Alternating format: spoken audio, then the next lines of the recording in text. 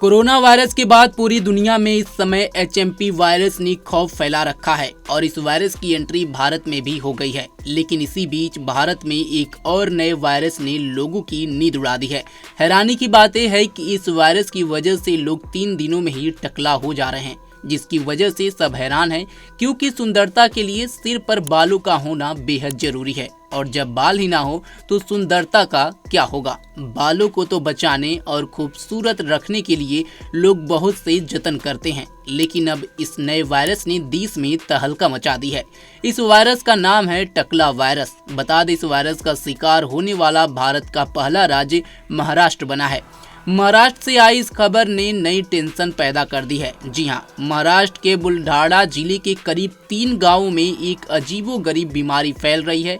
यहाँ केवल 3 दिनों के भीतर ही तेजी से लोगों के पूरे बाल झड़ गए।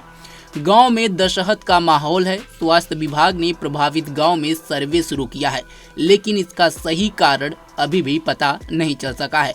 लोगों के मन में सवाल है कि क्या यह कोई नया वायरस आ गया है। हाँ, स्थानीय लोगों ने बाल झड़ने के मामले में एक पैटर्न देखा है।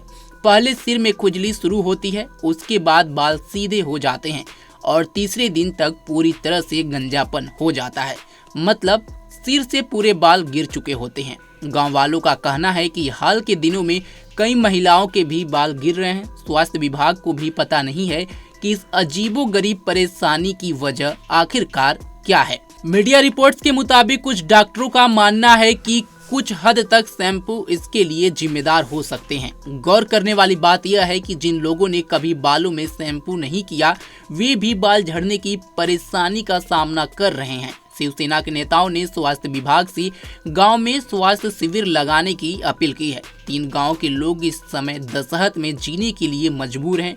जिला स्वास्थ्य अधिकारी और केंद्रीय आयुष राज्य मंत्री प्रताप राव जाधव को भी मामले की जानकारी दी गई।